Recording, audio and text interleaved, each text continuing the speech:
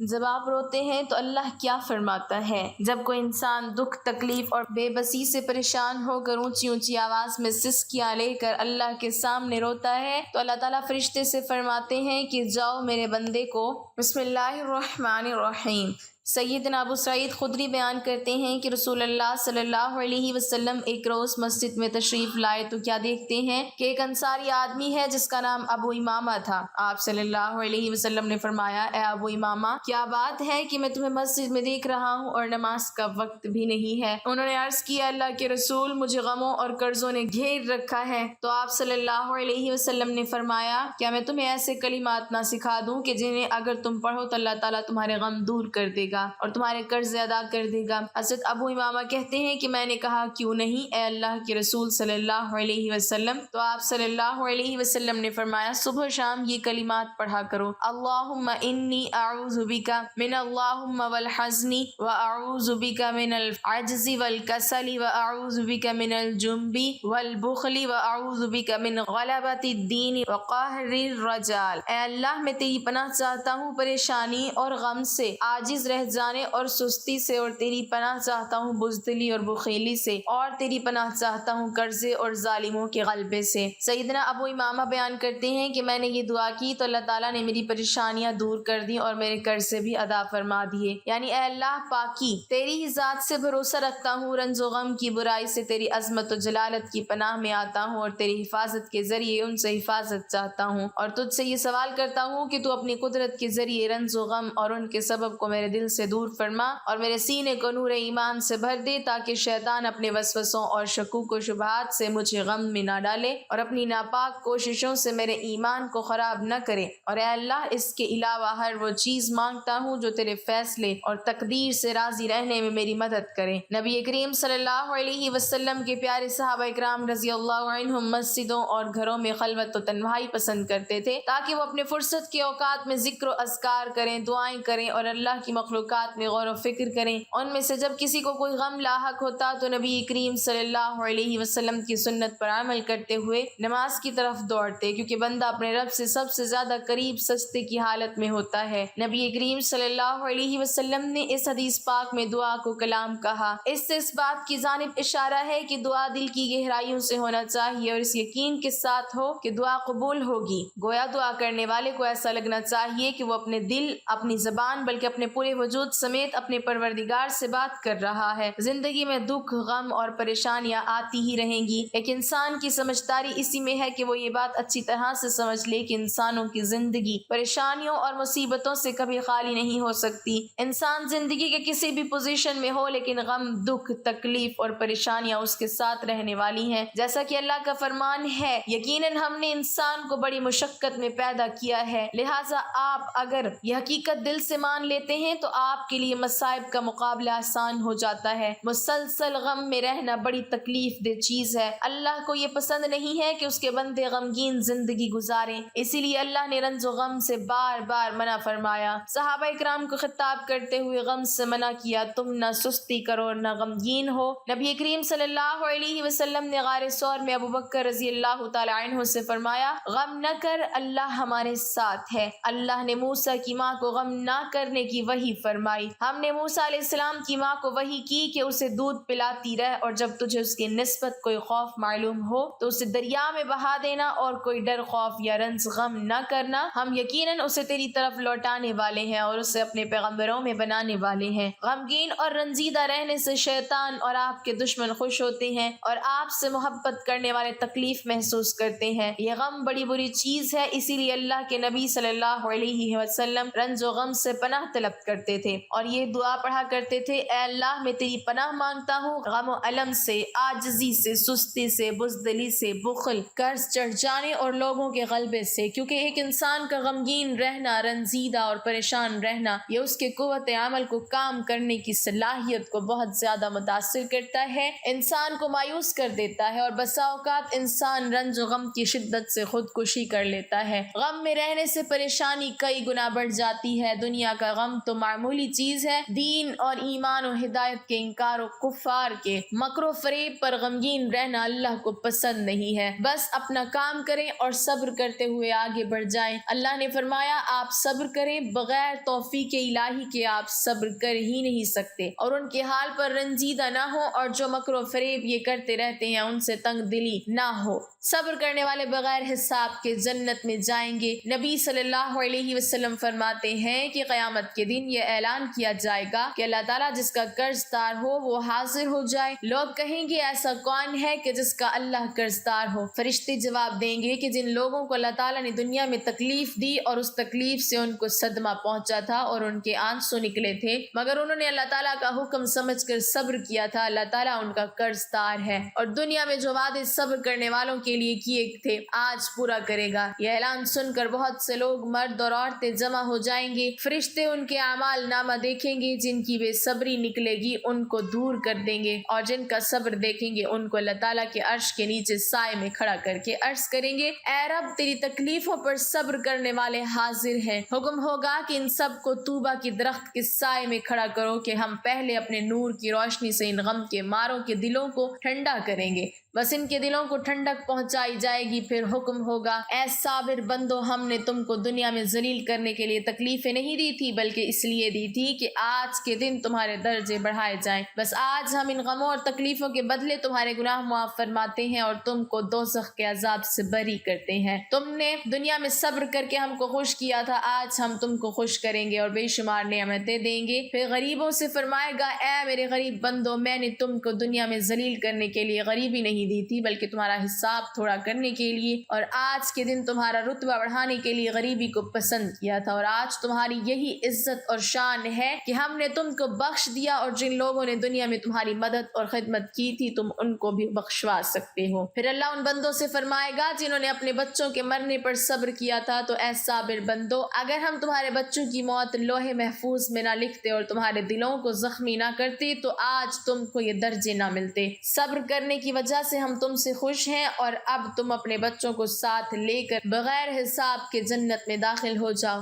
اب تم نہ کبھی مرو گے اور نہ کوئی غم اور تکلیف دیکھو گے۔ پھر اسی طرح اللہ تعالیٰ اپنے لنگڑے کوڑے بیمار وغیرہ مصیبت کے ماروں سے فرمائے گا، اور سب غم زدہ لوگ مرد اور عورتیں اپنے اپنے رتبے کو دیکھ کر خوش ہوں گے۔ کوئی بادشاہ ہوگا، کوئی نواب جیسا ہوگا، کوئی امیر اور رئیس جیسا ہوگا۔ فرشتے ان کو براق یعنی جنتی گھوڑے پر سوار کرے گا اور بڑی عزت اور شان سے جنت کے دروازے پر لے جائے گا۔ جو لوگ اس قیامت کے میدان میں حساب دینے کے واسطے رکے کھڑے ہوں گے وہ ان کی یہ عزت اور شان دیکھ کر کہیں گے کہ یہ لوگ نبی ہیں یا شہید ہیں۔ فرشتے جواب دیں گے یہ وہ لوگ ہیں جن کو دنیا میں تکلیفیں دی گئیں، مگر ان لوگوں نے اللہ تعالیٰ کا حکم سمجھ کر صبر کیا تھا اور ہر حالت میں اللہ تعالیٰ کے تابعدار رہے تھے۔ یہ جواب سن کر وہ لوگ بڑے افسوس سے کہیں گے کیا اچھا ہوتا کہ ہم بھی تابعداری کرتے اور دنیا میں تکلیفیں اٹھاتے، بلکہ ہماری کھال کینچیوں سے کاٹی جاتی کہ آج ہم کو بھی یہ عزت ملتی اور حساب دینے کی مصیبت سے چھوٹ جاتے۔ پھر فرشتے جنت کا دروازہ کھٹکھٹائیں گے۔ جنت کا بڑا فرشتہ رضوان پوچھے گا کون ہو؟ فرشتے کہیں گے صابر لوگ آئے ہیں، دروازہ کھول دو۔ وہ کہے گا ابھی ترازو کھڑی نہیں کی گئی ہے اور نہ حساب کتاب کا دفتر کھلا ہے، پھر یہ لوگ حساب دینے سے پہلے کیسے آ گئے؟ فرشتے کہیں گے کہ صابر لوگوں سے حساب کتاب نہیں لیا جائے گا، بس رضوان جنت کا دروازہ کھول دے گا اور صابر لوگ بڑی عزت و شان کے ساتھ جنت میں داخل ہو جائیں گے۔ ناظرین دیکھو اللہ تعالیٰ کے نزدیک تمہاری کیسی عزت اور شان ہے، مگر آج کل ہماری یہ حالت ہے کہ جہاں کوئی تکلیف پہنچی تو ایسے پریشان ہوتے ہیں کہ اللہ تعالیٰ پر اعتراض کر دیتے ہیں، شکایت کرتے ہیں کہ ہم کو کس مصیبت نے پھنسا دیا، یہاں تک کہ نماز تک چھوڑ دیتے ہیں۔ جیسے ایک شخص بڑا نمازی پرہیزگار مشہور تھا، اس کی بھینس مر گئی، اس کے لڑکے نے خبر دی کہ بابا جس کی نماز پڑھا کرتا تھا اس نے ہماری بھینس بھی لے لی۔ کہنے لگا اچھا اس نے بھینس تو لے ہی لی ہے، میں بھی اصلی ماں باپ کا ہوں گا تو اب ساری عمر نماز نہ پڑھوں گا، نعوذ باللہ۔ اور وضو کا پانی گرا کر وہ ظالم کہتا ہے کہ لے پڑھوا لے نماز بھینس کے مارنے والے۔ بھلا دیکھو تو کچھ ٹھکانہ ہے اس سی حالت کا کہ ذرا سی دیر میں ساری دینداری اور پرہیزگاری ختم کر دی اور خدا کا عذاب سر لے لیا۔ بس دکھ سکھ میں صابر و شاکر رہو، اللہ اور رسول کے حکم پر مضبوطی سے چلتے رہو، پھر اللہ کا انعام و اکرام دیکھو۔ 4 چیزوں کو ہمیشہ سنبھالیں، نماز میں دل کو، تنہائی تنہائی میں سوچ کو، محفل میں زبان کو، راستے میں نگاہ کو، زندگی خود سنبھل جائے گی۔ ایک مرتبہ ایک مینا نے چڑیا سے پوچھا، انسان ہر وقت دکھی، پریشان، افسردہ کیوں رہتا ہے؟ چڑیا نے سوچ کر کہا، شاید انسانوں کو اللہ پر کامل یقین نہیں ہے، اس لیے وہ پریشان، دکھی اور افسردہ رہتے ہیں۔ جن کا اللہ تعالیٰ پر کامل یقین ہوتا ہے وہ ہماری طرح پرسکون اور مطمئن زندگی گزارتے ہیں۔ زمین اور اہل زمین کے درمیان بکھری ہوئی اچھی باتوں اور عادتوں کو ایسے چنیں جیسے پرندے اپنی زندگی کے لیے رزق چنتے ہیں۔ 3 چیزیں ذلیل کرتی ہیں، چوری، چغلی اور جھوٹ۔ 3 چیزیں ہمیشہ پاک رکھو، لباس، جسم اور خیالات۔ 3 باتیں ہمیشہ یاد رکھو، موت، احسان اور نصیحت۔ 3 چیزیں قابو میں رکھو، زبان، نفس اور غصہ۔ 3 چیزیں باقاعدگی سے پڑھو، نماز، قرآن اور درود۔ 3 چیزیں چھوٹی نہ سمجھو، فرض، قرض اور مرض۔ رزق زمین کے اندر سے نہیں آتا، اگر یقین نہیں تو کھدائی کر کے دیکھ لیں، مٹی ہی مٹی ہے۔ اگر کسی کو ناحق لوگ پریشان اور اذیت دیں گے تو خود بھی تنگ، پریشان اور اذیت میں مبتلا ہوں گے۔ اس لیے اچھا انسان بننے کی کوشش کریں۔ اچھے انسان کے ساتھ ہمیشہ برا کیوں ہوتا ہے؟ حضرت علی المرتضیٰ رضی اللہ تعالیٰ عنہ کا ایک خوبصورت قول ہے کہ تم کسی کے ساتھ بھلائی کرو اور تمہیں اس کا بدلہ برائی کی صورت میں ملے تو سمجھ لینا کہ اللہ کے ہاں تمہاری نیکی قبول ہو گئی۔ حضرت علی المرتضیٰ رضی اللہ تعالیٰ عنہ سے کسی نے پوچھا کہ یا علی، انسان کب برا بنتا ہے؟ آپ رضی اللہ تعالیٰ عنہ نے کیا خوبصورت جواب دیا، فرمایا جب وہ اپنے آپ کو دوسروں سے اچھا سمجھنے لگ جاتا ہے تو پھر وہ برا انسان بننا شروع ہو جاتا ہے۔ صحیح مسلم کی روایت ہے، رسول اللہ صلی اللہ علیہ وسلم فرماتے ہیں کہ تم میں سب سے اچھے وہ ہیں جن کے اخلاق سب سے اچھے ہیں۔ حضرت علی المرتضیٰ رضی اللہ تعالیٰ عنہ نے فرمایا، انسان کو اچھی سوچ پر وہ انعام ملتا ہے جو اسے اچھے اعمال پر بھی نہیں ملتا، کیونکہ سوچ میں دکھاوا نہیں ہوتا۔ ناظرین، آپ نے کبھی یہ نہیں سنا ہوگا کہ انسان کو عاجزی لے ڈوبی، انسان کو ہمیشہ اس کا تکبر لے ڈوبتا ہے۔ حضرت علی المرتضیٰ رضی اللہ تعالیٰ عنہ نے فرمایا، مشکلات ہمیشہ بہترین لوگوں کے حصے میں آتی ہیں کیونکہ وہ اس کو بہترین طریقے سے انجام دینے کی صلاحیت رکھتے ہیں۔ معافی کا مطلب گلے لگانا نہیں، بلکہ یہ عہد ہے کہ جو اذیت اس نے مجھے دی وہ میں نے اس کو نہیں دینی۔ اس لیے اگر کوئی آپ کا دل دکھائے، کوئی آپ کو اچھائیوں کے باوجود آپ کے ساتھ برا کرے تو اسے معاف کر دیا کرو۔ بزرگ فرمایا کرتے ہیں کہ اچھے لوگوں کو ٹھوکر مارو گے تو وہ ٹوٹیں گے نہیں، پھسل کر تمہاری زندگی سے دور چلے جائیں گے۔ اللہ تعالیٰ فرماتے ہیں، تمہارا رب خوب جانتا ہے کہ تمہارے دلوں میں کیا ہے، اس لیے اگر آپ اچھے ہیں تو اچھے بنے رہیے۔ کسی کو ثابت کرنے کی ضرورت نہیں ہے کہ آپ کتنے اچھے ہیں، کیونکہ اللہ دلوں کے حال خوب جانتا ہے۔ زندگی میں کبھی کوئی آپ کا کردار اٹھا کر چوک میں بھی لٹکا دے تب بھی اطمینان رکھنا، کیونکہ عزت اور ذلت صرف اور صرف اللہ کے ہاتھ میں ہے۔ بزرگ فرماتے ہیں کہ اتنے بھی خشک نہ بن جاؤ کہ تم توڑ دیے جاؤ، اور اتنے بھی نرم نہ بنو کہ نچوڑ دیے جاؤ۔ اللہ کبھی کسی انسان کو خسارے میں نہیں رکھتا، وہ ہمیشہ انسان کو وہ شے عطا کرتا ہے جو اس کے لیے بہترین ہوتی ہے، مگر ناشکرا انسان وہ فائدہ دیکھنے سے قاصر رہتا ہے۔ حضرت شیخ عبد القادر جیلانی رحمۃ اللہ علیہ فرماتے ہیں کہ اے انسان، تو کہتا ہے کہ میں جس سے محبت کرتا ہوں اس سے جدا کر دیا جاتا ہوں، کبھی بیماری سے، کبھی عداوت سے، کبھی غلط فہمی سے، کبھی موت سے، ہر قیمت پر مجھ سے جدا کر دیا جاتا ہے۔ اے نادان، تو وہ خوش قسمت ہے جس پر اللہ تعالیٰ نے غیرت کھائی ہے کہ حقیقت میں اللہ تجھے اپنے لیے چاہتا ہے اور تو غیر کا ہونا چاہتا ہے۔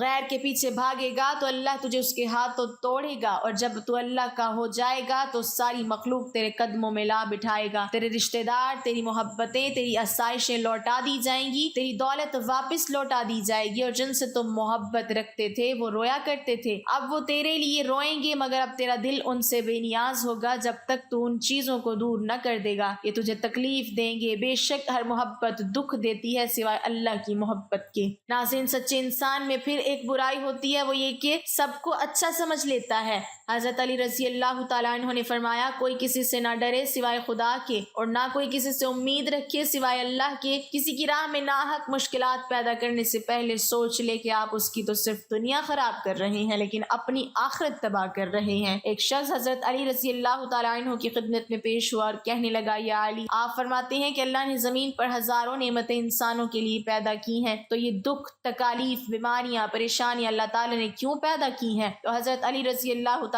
عنہ نے فرمایا، فرمایا اے اللہ کے بندے شکر کرو کہ اللہ تعالیٰ نے دکھ کو پیدا کیا۔ اللہ تعالیٰ کی عظیم نعمتوں میں سے ایک نعمت دکھ ہے۔ تو وہ شخص کہنے لگا یا علی دکھ بھی کوئی نعمت ہے؟ تو حضرت علی نے فرمایا اے شخص دکھ انسان کو مضبوط بناتا ہے، خوشیاں انسان کو کمزور کرتی ہیں۔ اللہ تعالیٰ جس انسان کو نوازنا چاہتا ہے، عظیم مقام دینا چاہتا ہے تو اسے تکلیف، دکھ اور درد کی راہ بخشتا ہے تاکہ وہ مضبوط بن کر اتنا سیکھ لے کہ وہ اپنی منزل تک پہنچ سکے۔ یاد رکھنا انسان کا دکھ انسان کو سکھانے کے لیے آتا ہے۔ جب تم اس دکھ سے سیکھ لو گے جو وہ تمہیں سکھانا چاہتا ہے تو تمہارا دکھ خود بخود ختم ہو جائے گا۔ جب آپ روتے ہیں تو اللہ تعالیٰ کیا فرماتا ہے؟ جب کوئی انسان دکھ، تکلیف، اذیت اور بے بسی کی انتہا کو لے کر اونچی اونچی آواز میں اس کے سامنے سسکیاں لے کر رو رہا ہوتا ہے تو اللہ پاک اپنے فرشتے سے فرماتے ہیں کہ جاؤ دیکھو میرا بندہ کیوں رو رہا ہے، اسے چپ کراؤ۔ تو فرشتے چپ کروانے کی کوشش کرتے ہیں تو تھک ہار کر اللہ کے پاس جا کر سوال کرتے ہیں کہ اے اللہ آپ تو جانتے ہیں کہ یہ کس غرض سے رو رہا ہے۔ تو اللہ پاک فرماتے ہیں کہ وہ اپنی ایک بہت پیاری چیز کی تڑپ میں آنسو بہا رہا ہے، لیکن مجھے میری عزت اور جلال کی قسم کہ بہت جلد میں ایک ایسی چیز سے اسے نوازوں گا کہ تمام مخلوق اس پر رشک کرے گی اور چھین جانے والی چیزوں کو بھول جائے گا۔ ناظرین کیا کوئی آپ کو اللہ سے بھی زیادہ محبت کر سکتا ہے؟ وہ تو اپنے بندے سے 70 ماؤں سے بھی زیادہ محبت کرتا ہے۔ جو لوگ ٹوٹ جاتے ہیں اور اللہ کے آگے روتے ہیں تو اللہ انہیں جوڑتا ہے، پہلے سے بہتر اور مضبوط بناتا ہے۔ ذرا سوچئے کہ اللہ اس شخص کو آزماتا ہے جس سے اللہ کا قرب حاصل ہونا ہوتا ہے۔ پھر ہمیں یہ معلوم ہونا لازمی ہے کہ جو ہو رہا ہے اللہ کی اجازت سے ہی ہو رہا ہے۔ تو پریشان کیوں ہوتے ہو؟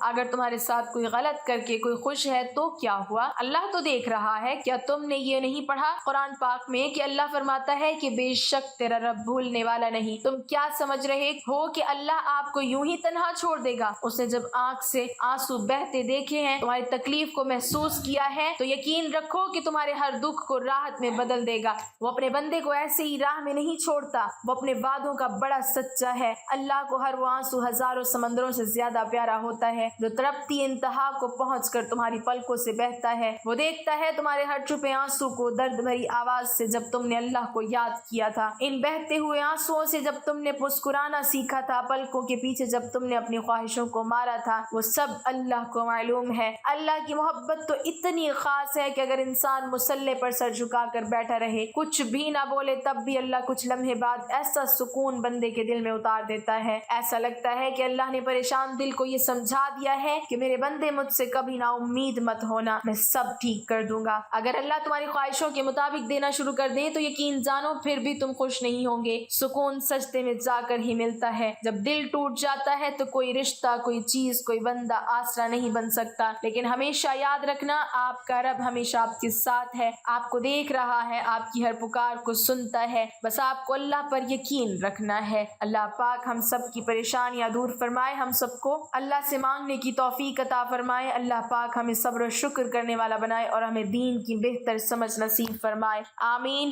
ناظرین کمنٹ باکس میں اللہ تعالیٰ کے 99 ناموں میں سے ایک نام ضرور ٹائپ کریں۔